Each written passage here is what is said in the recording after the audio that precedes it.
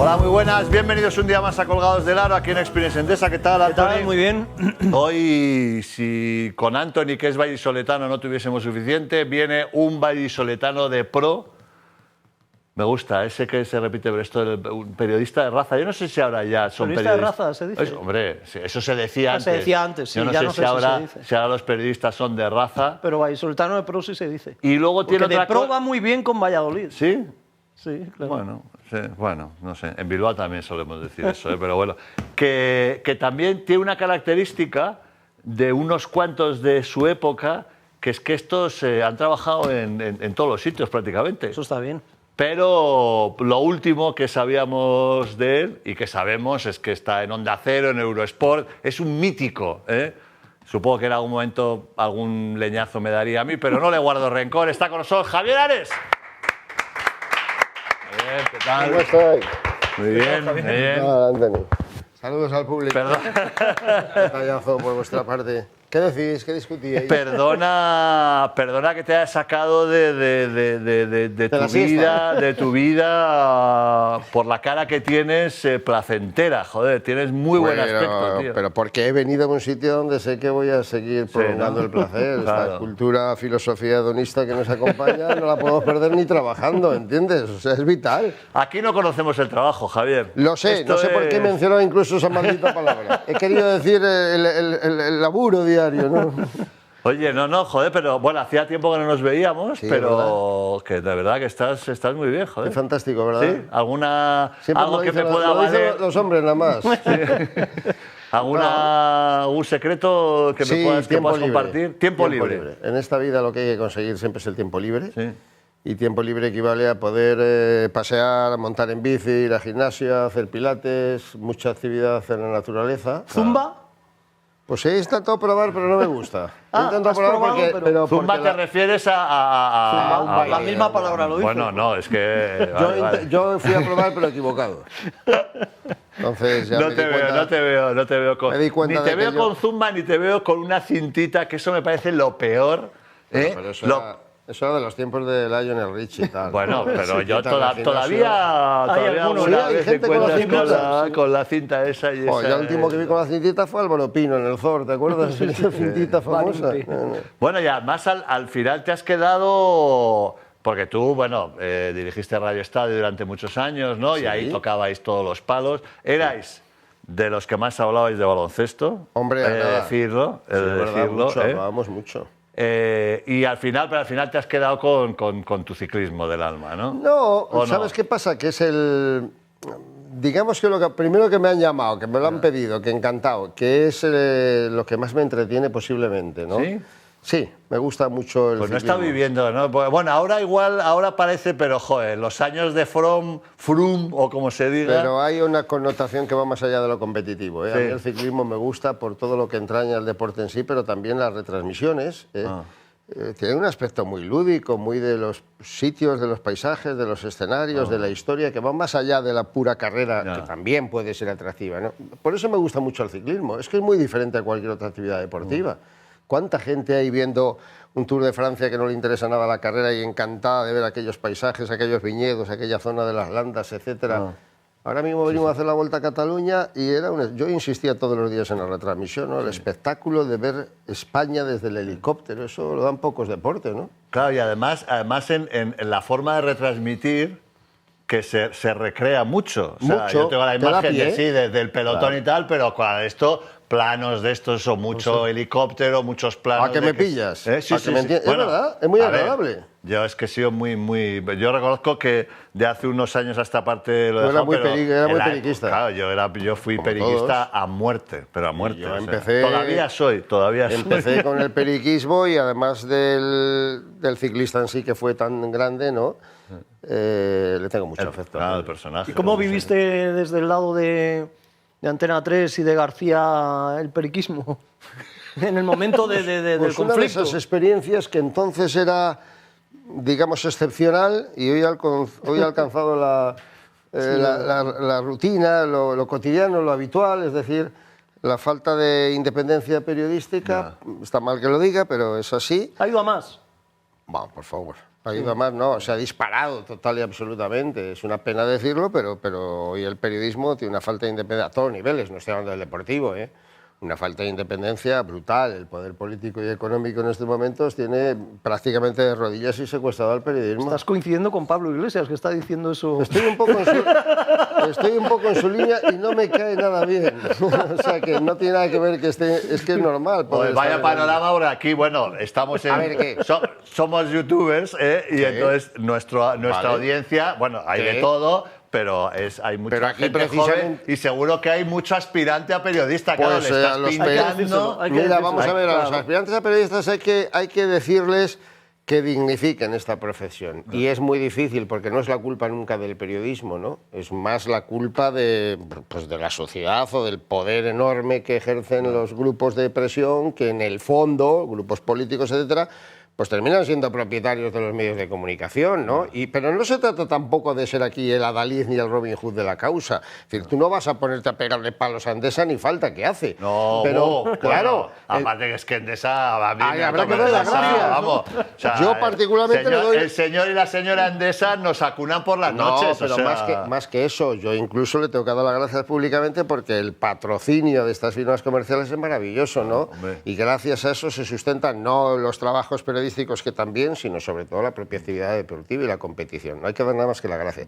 Pero digo que sería contraproducente, absurdo, fuera de lo normal, que tú le criticases a un patrocinador del deporte, etcétera. Pero hay una cosa también.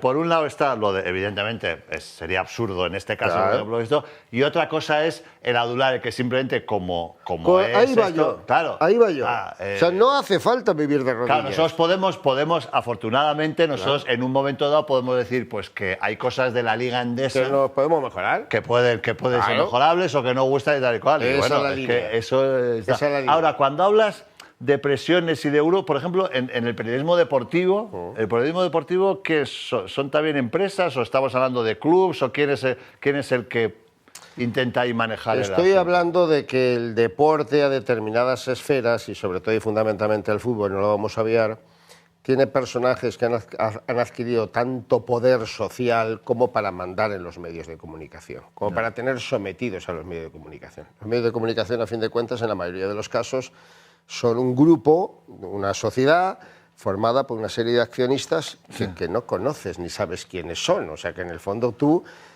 trabajas, entre comillas, un poco condicionado ya de entrada. Cuidado, no vaya a ser que es que no sé si Florentino, que no sé si... La autocensura es la peor de las censuras. La peor, porque va implícita, pero va implícita ya en la propia configuración. Ya no es un medio independiente que quiere conseguir el éxito a través de la venta de periódicos, de la audiencia de oyentes, de espectadores, etcétera. No, es un medio que consigue el poder a través de otro tipo de gestiones, ¿no? Consigue el poder pues para que mañana te den una licencia de televisión, para que pasado te den una licencia de radio, para que mañana te den... Eso es muy malo para el periodismo. Y no significa, insisto, hacer de Robin Hood ni cambiar las reglas del juego. La sociedad es la que hay. Pero sí conocerlo, sí saberlo. No venir aquí de nuevas a un periodismo a pensar que tú puedes aquí hablar y decir lo que te dé la gana. Porque los que somos de otra generación, pues vivimos allá en los 70, como ya entonces empezaba a ejercerse una cierta censura, o muy importante censura. Celebérrima es la historia de García acusando al ministro Cabanillas por un artículo que le había provocado que le echaran de la SER, año 1970. Fíjate, se ha llovido. Entonces, los políticos y demás tenían, los propios grupos periodísticos tenían muy escaso poder y los políticos escasas tendencias sobre los grupos periodísticos. Pero hoy no. Hoy es enorme. Hoy Oye, y una cosa que... Vamos a hablar de algo bonito, Vamos por favor. a hablar, Claro, hombre, Vamos a ver, de esto que ha sido una lección de historia y de realidad. Y de realidad, efectivamente. Un poco para prevenir a la gente que entre en esta profesión. Un baño de realidad. Pero yo entiendo, y evidentemente hay que ser muy ingenuo para pensar que pues, todos estos medios están libres de todo ese tipo de influencias, pero... aquí hemos hablado con periodistas que han venido acerca de una tendencia que no sé si tiene que ver con eso, que es el periodismo de bandera, el periodismo de colores, de bufanda, llámalo el forofismo que nos invade, ¿no? Que cada vez hay hay menos periodistas y hay más forofos. Vale, pero eso yo creo que... ¿O es un juego todo? No, yo creo que la sociedad, que ya es bastante madura, todos tenemos hijos de una cierta edad que ya han visto esto, que han visto etcétera, ya no se les engaña, ya son capaces de discernir. Es decir, en el periodismo hay una parte, hay una versión que a mí son los que menos me molestan, los periodistas de bufanda, etcétera, porque eso pertenece al espectáculo. Y si resulta que te da espectáculo salir de rodillas aquí llorando porque Ronaldo ha fallado un gol, pues bueno, pues forma parte del espectáculo y a nadie se le engaña con eso, ¿no? Hay gente que se indigna y se pone... ¿Tú crees? Yo creo que sí, hombre. Yo creo que a estas alturas la gente yo tenía un debate con un amigo mío, que además es un tío, creo, yo le considero una persona sensata, que veía, no sé si Punto Pelota, uno de estos de Nocturno y tal. Y yo le preguntaba siempre, pero luego tú puedes dormir, o sea, por el espectáculo de gente, o sea, tus últimas imágenes antes de meterte en la cama es una bronca tal, insultos se levantan, una crispación. Dicen que no es bueno la luz del móvil. Claro, y luego acaban, claro, efectivamente, y luego entonces acaban y seguro que se van a tomar una cerveza todos juntos, pero claro, te dejan todo en casa. Entonces yo no sé hasta qué punto la gente es capaz de decir, vale, esto es un show y tal y cual, no.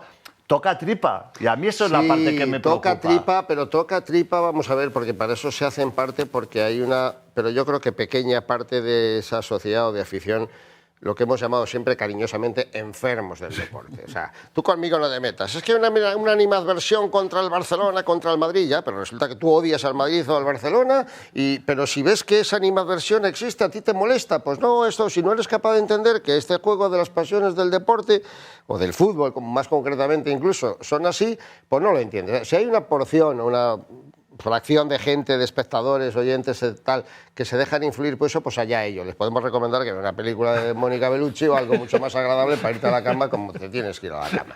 No encabronado porque has visto de ahí dos enfermos que están montando el circo. Sí, el circo. Claro. Pero...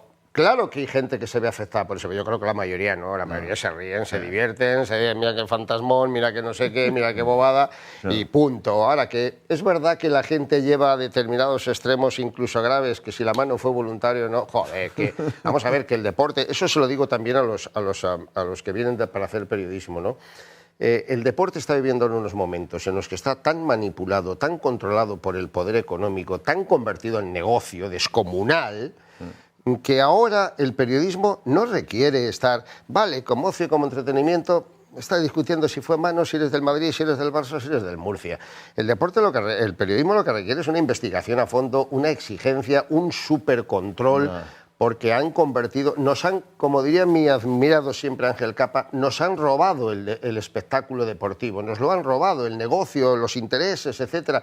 Y yo creo que para el periodismo, que nunca se ha investigado menos que ahora, para el periodismo que viene, esa debiera de ser una motivación especial. Vengo a desgranar, a interiorizar, a buscar, ¿no? Lo que tiene el deporte de espectáculo y de divertimento, que para eso se parió, y lo que tiene de negocio la más de las veces obsceno. ¿Cuál fue tu primer deporte? No sé si de chaval o de... El rugby. El rugby fue el primer deporte que te llamó... Es que empecé a hacer radio con el rugby, porque en Valladolid tenemos... ¿Pero de chaval practicaste algún deporte o no? Sí, de chaval, pero serio nunca, de federado jamás. He jugado fútbol, fundamentalmente sí. fútbol y un poquito de baloncesto, pero era futbolero. Yo era futbolero. Pero el rugby, empecé a hacer rugby pues porque en Valladolid teníamos siempre equipos poderosos, ¿no? Y lo siguen siendo. El Salvador entonces, ahora el Quesos entre Pinares también. Y en un programa de radio que se hacía en Valladolid, entonces en la SER, en Radio Valladolid, pues nunca daban rugby por la noche. Yo me presenté con un amigo un día en la radio y dije, bueno, ¿por qué no dais rugby por la noche? Que dais de todo, balonmano, baloncesto, voleibol y rugby, que somos campeones de España. Porque no tenemos que ir. Pues yo me apunto en mi croniquilla y yo empecé haciendo crónicas en la radio primero y en el periódico, aunque es verdad que inmediatamente, ya con 18 años, simultaneando que empecé a estudiar Derecho, pues empecé a hacer programas de radio, a hablar de fútbol. ¿Quién hacía los deportes en la SER cuando tú empezaste ahí con 18? En la SER en Valladolid, nadie. Es curioso, pero cuando ahora la gente ve que tiene esa incompetencia, yo siempre he dicho que soy un lucky man, ¿no? Un hombre súper afortunado. O sea, yo llegué, llamé a una puerta un día, vale, pues trae la crónica. Claro. Y a los 4 días dije... O sea, entrabas en cadena para Madrid. Hombre, claro, en el carrusel deportivo y entonces. Y a los 4 días, como no había deporte, porque aquello se circunscribía, estoy hablando del año 1971, que un poquito sí que ha llovido, ¿no? Incluso ha nevado. Un poco.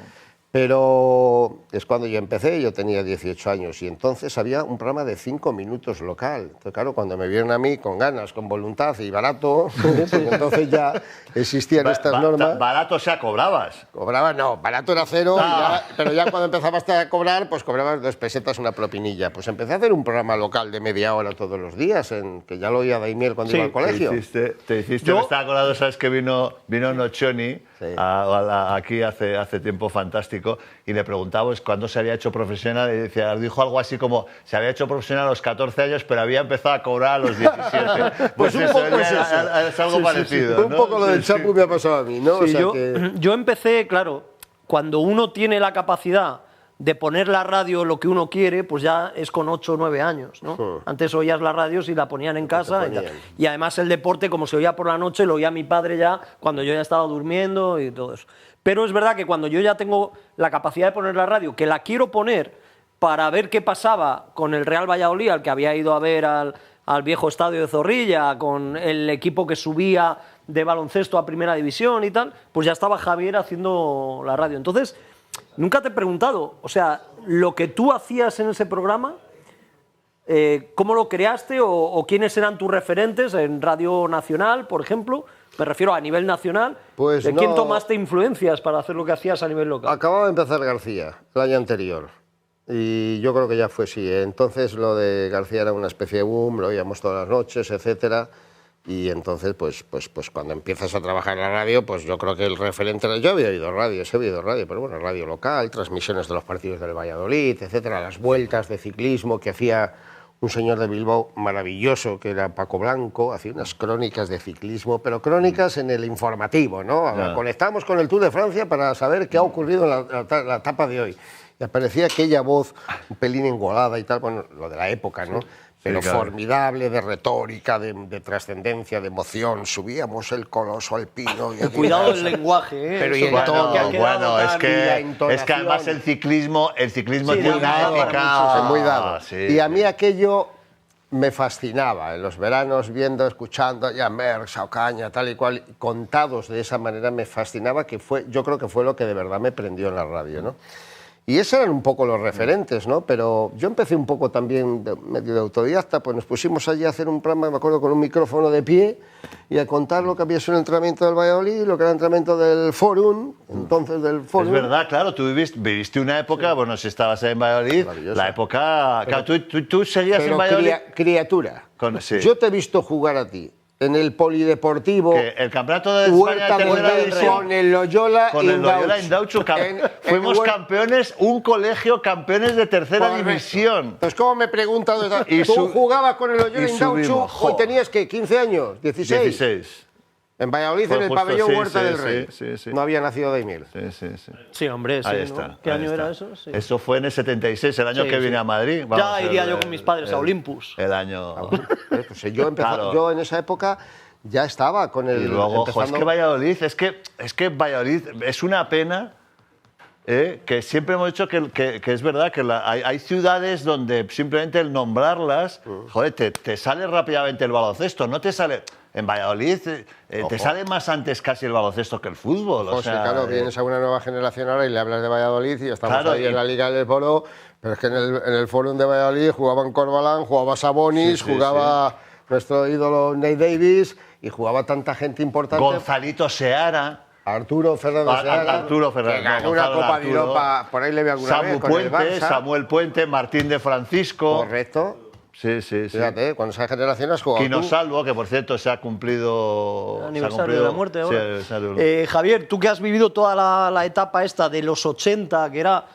Yo trato siempre de decirlo, a mí me pilló de adolescente y tal, pero para ser aficionado al baloncesto era una época tremenda, por los equipos que había, el nivel baloncestístico, tal, la prensa cómo se volcó con el baloncesto.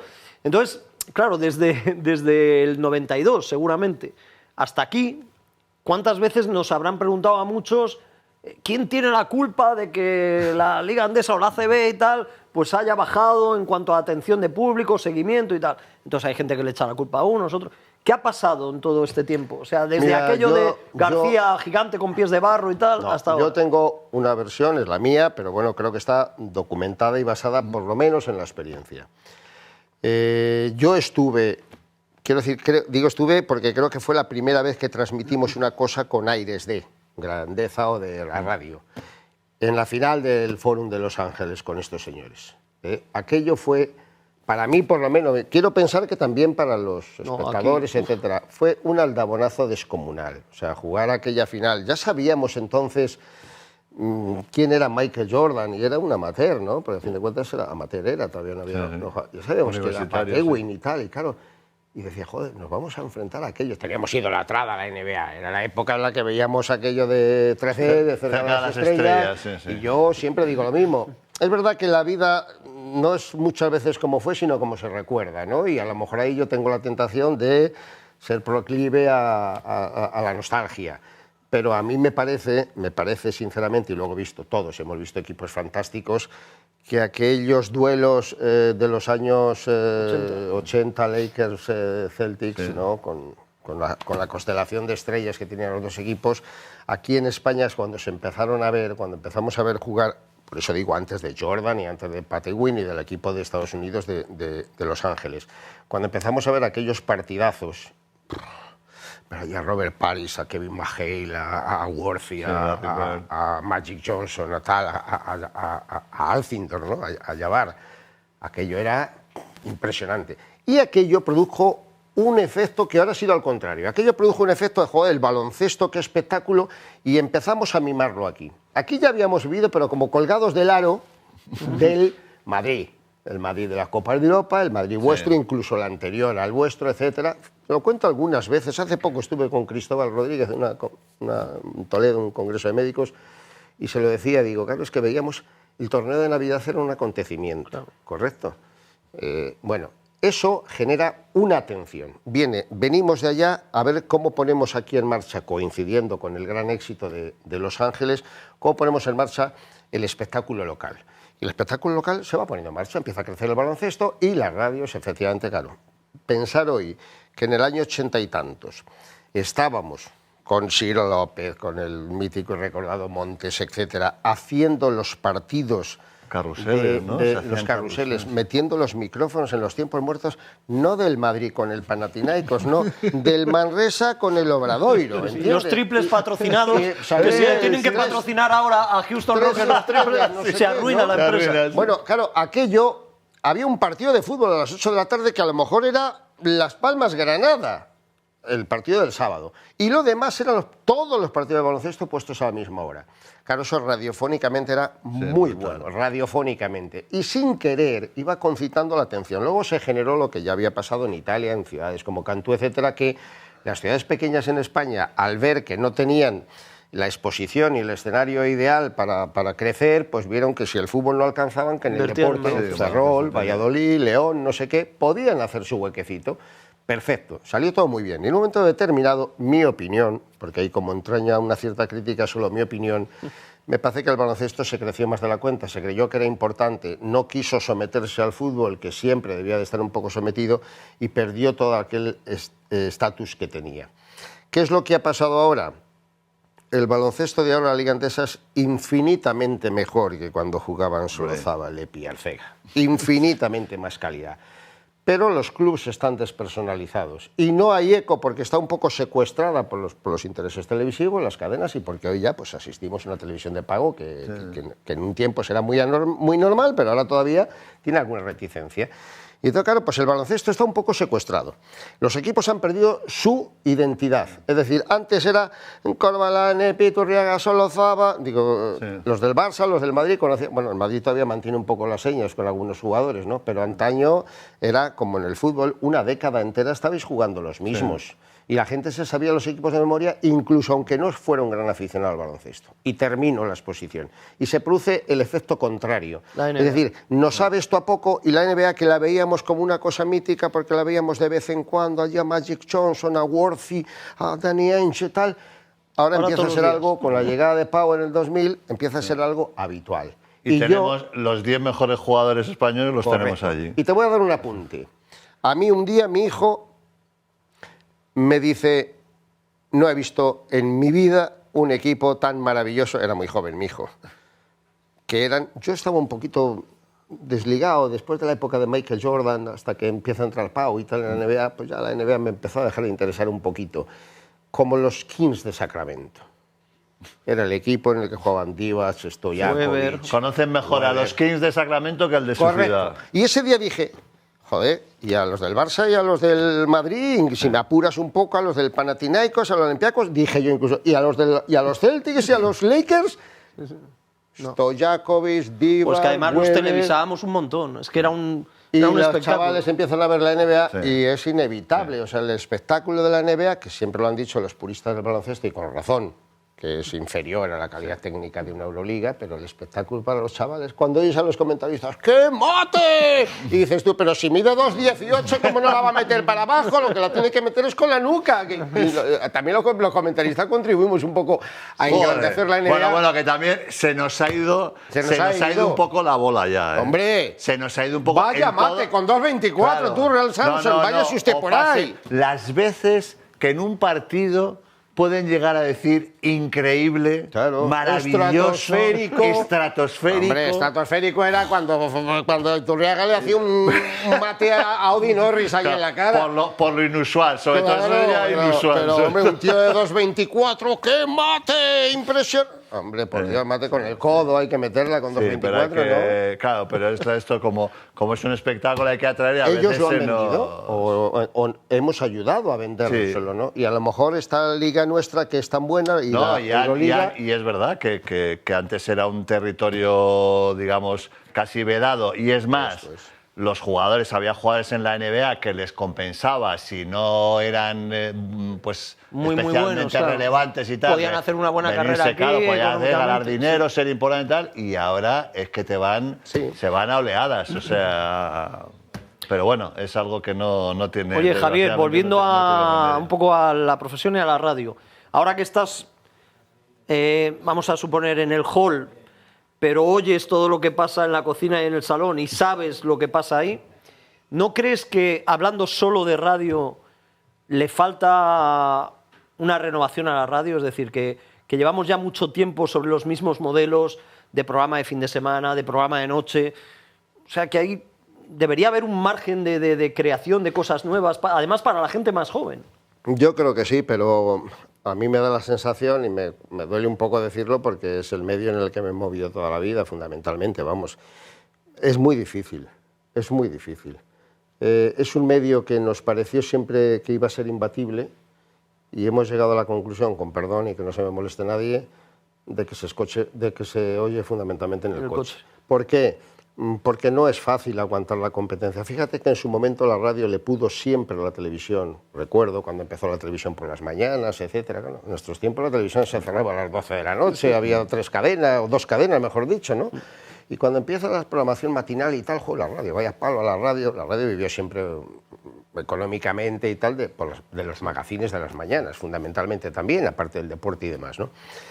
Y no, llegó la radio y aguantó perfectamente, no, aguantó ese tirón, no, multiplicó. Y ahí están los grandes gurús de la radio que han sido, aparte de los García o los nocturnos, etcétera. Sí, Luis del Olmo, Gabilondo, los matinales, Herrera, ¿no? sí. Herrera, Gabilondo, Luis del Olmo, etcétera, claro. Y esos en una competencia dura, teóricamente competencia con la televisión. Pero es que hoy es prácticamente imposible competir con el ocio. O sea, no digo exclusivamente con todo lo que conllevan las redes sociales, que ya no es la información al instante, es la información que tú eliges al instante. O sea, veo la noticia, voy a ver la reflexión que hace fulano, la que hace mengano, la que hace fulano, etcétera. No estoy oyendo una radio a ver lo que dice este tipo solo, ¿no? Pero Eso por otro lado llevamos la radio, todo el mundo lleva la radio encima. en el coche. No, en el coche, en cualquier lado, tú llevas tu teléfono y ahí tienes la radio. Ah, la cosa tienes. que antes pero, no te... Pero, claro, pero te estoy... No, antes la podías llevar. De hecho, Bueno, sí, bueno, los por el aparatos... paseo por ¿Recuerdas aquellos que iban con el aparato Pero aquí no. como los raperos luego en los años 70, 80 Ahora, yendo a los partidos? ¿Sabes una cosa que me está pasando? Que se está haciendo, y yo no soy muy favorable, se está televisando la radio.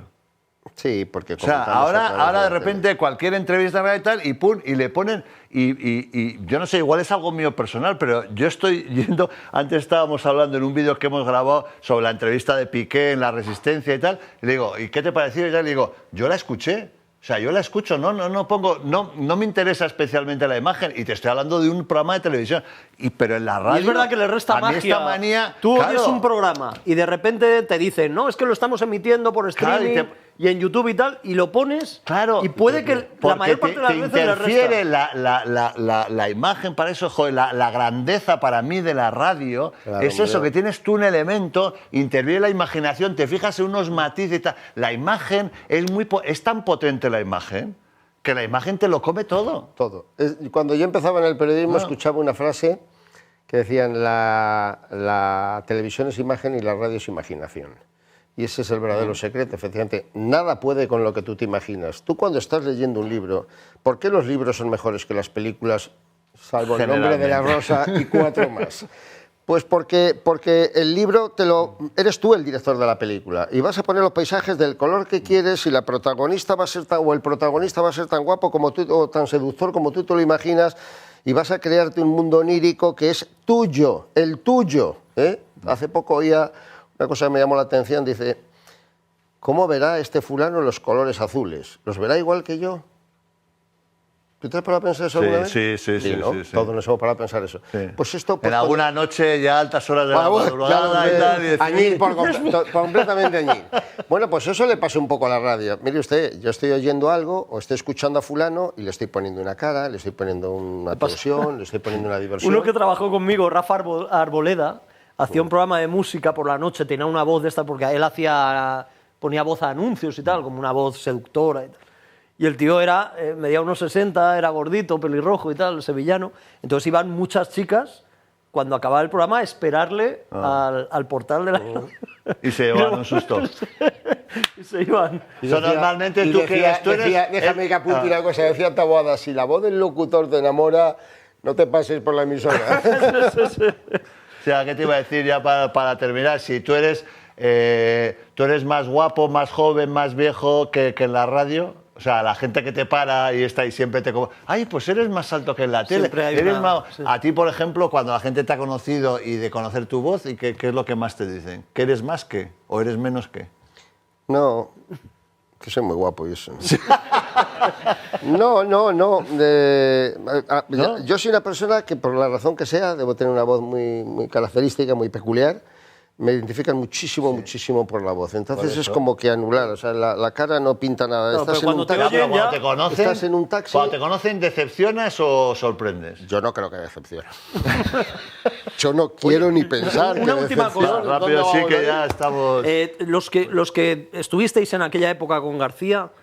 Mira que le gusta a García. No, Que pero saca el deslaño. o sea, Es que la nostalgia, ¿te das no, cuenta pero de la nostalgia? Tiene que haber una seña más o menos de identidad común. Es como las películas en Estados Unidos, los que han estado en Vietnam, ¿no? Que dicen que todos tienen Una pedrada, ¿no? Sí, algo así. El olor a napalm por las mañanas. Good O sea, morning. ¿hay alguna seña de identidad común o os preparó, os curtió más cicatriz, más preparados para No, hombre, era un periodismo. Él hacía un periodismo y como tal tú eras un centurión, eras un gladiador, ibas a muerte. No, la tensión que él generaba. Hombre, naturalmente, para- porque lo pedía, porque en ese momento era un fenómeno de las ondas con una repercusión descomunal y tú tenías que responderle. Entonces eso iba implícito, ¿no?, en el trabajo. No había ni ningún mandamiento, ningún código. Tú te sentías así. Es como cuando tú estás en el colegio y odias al profesor, estás tirándole bolitas. Y si el profesor te tiene seducido, lo que quieres es mostrarte que eres el mejor alumno y que te lo estudias. Y eso pasa en todos los órdenes de la vida. Y con un profesor y hablas con un director o con un propietario de un negocio, etcétera. Yo creo que ahí nos pasó eso un poco, ¿no? García vivió una época impresionante, la primera, y los que trabajábamos con él nos criamos y nos educamos en un periodismo que entonces era muy libre, muy independiente y muy valiente, entonces.